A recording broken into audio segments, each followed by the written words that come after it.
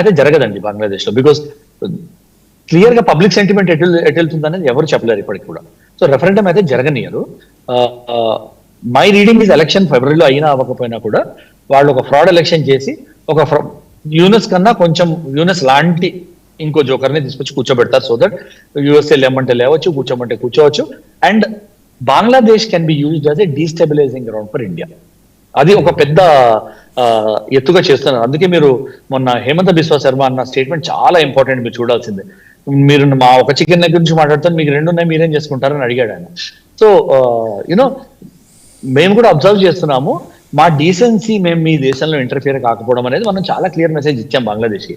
But మనం wait చేసుకోవాల్సింది ఏంటంటే, ప్రపంచ దేశాలు ఏవైతే ఇండియా ఉనికిని ఫినిష్ చేయాలనుకుంటున్నాయో వాళ్ళు కూడా వాళ్ళకి కావాల్సింది ఏంటి, ఇండియా బంగ్లాదేశ్ తో యుద్ధం చేయాలని. అందుకే విపక్షాలు కూడా మీరు మాట్లాడితే చూడండి, ఫండెడ్ విపక్షాలు ఏవైతే ఉన్నాయో, సోరోస్ లో గురించి ఫండ్ అయిన విపక్షాలు ఏమున్నాయో, మీరు అంతా హిందూ అంటున్నారు, అక్కడ హిందూస్ అవుతుంటే మీరు ఎందుకు మాట్లాడట్లేదు, వెళ్ళండి యుద్ధం చేయండి, వెళ్ళి తీసుకురండి వాళ్ళని అంటున్నారు. యుద్ధం చేయండి అని వెళ్ళి థ్రెట్ ఇస్తున్నారు, అంటే మీకు దమ్ము లేదనమాట అని, అంటే ఉసిగొల్పడానికి ట్రై చేస్తున్నారు. ఎందుకు నాశనం అయ్యేది ఎవరు? బంగ్లాదేశ్ మీద యుద్ధం.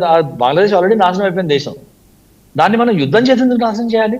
మిగతా కూడా చాలా చేస్తున్నాం మనం, లైక్ టాక్సింగ్ దిస్ థింగ్. వాళ్ళ సీ రూట్, వాళ్ళ ల్యాండ్ రూట్ క్లోజ్ చేశాం మేము.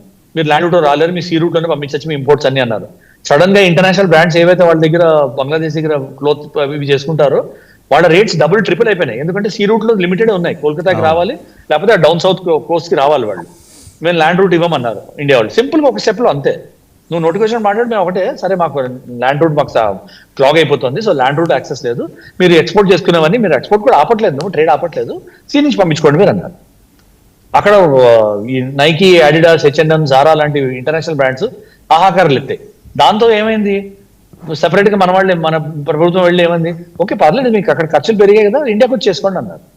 సో సడన్ గా మీకు కొన్నాళ్ళ తర్వాత ఏం కనిపిస్తాయి, వీటి అన్ని మేడ్ ఇన్ బంగ్లాదేశ్ లేబుల్ నుంచి మేడ్ ఇన్ ఇండియా లేబుల్ వస్తుంది. సో ఏమైంది, స్ట్రాటజిక్ షిఫ్ట్. రెవెన్యూని తీసుకెళ్ళి బంగ్లాదేశ్ నుంచి ఎత్తి ఇండియాలో తీసుకొచ్చి కూర్చోబెట్టారు, అండ్ బంగ్లాదేశ్ వాళ్ళ ప్లేస్ చూపించాం. ఇలాంటి యాక్టివిటీస్ చేసి బంగ్లాదేశ్ ని ప్లేస్ లో పెడితే చాలు, వాళ్ళని యుద్ధం చేసి తొక్కక్కర్లేదు, యుద్ధం చేసి తొక్కాల్సిన అవసరం లేదు, యుద్ధం చేసి మనం కూడా రాచడమే అవసరం లేదు. Through economic blockade we can arrest the prowess of Bangladesh అని అంటారు, అంతేనా? అంతే. అండ్ బంగ్లాదేశ్ మీద ఒక కన్నేసి ఉంచాము, మీ మీద కన్నేసి ఉంచాము, ఇలాంటివి మేము బోల్డ్ని చేయగలుగుతాము, మీరు జాగ్రత్తగా బతకండి, మా అనవసరంగా మిమ్మల్ని పుట్టించింది మేము మమ్మల్ని లాగడానికి ట్రై చేయకండి, మేము ఏమైనా చేయగలుగుతాం, కానీ చెయ్యట్లేదంటే మా డీసెన్సీ అని క్లియర్ మెసేజ్ ఇస్తున్నాం. And we should stand strategically that way only అండి. వెళ్ళి యుద్ధం చేసి మనం ఏ యుద్ధము, నేను మల్టిపుల్ టైమ్స్ మీకు మీ ప్రోగ్రామ్ లో కూడా అన్నాను, వేరే ప్రోగ్రామ్స్ లో కూడా అన్నాను,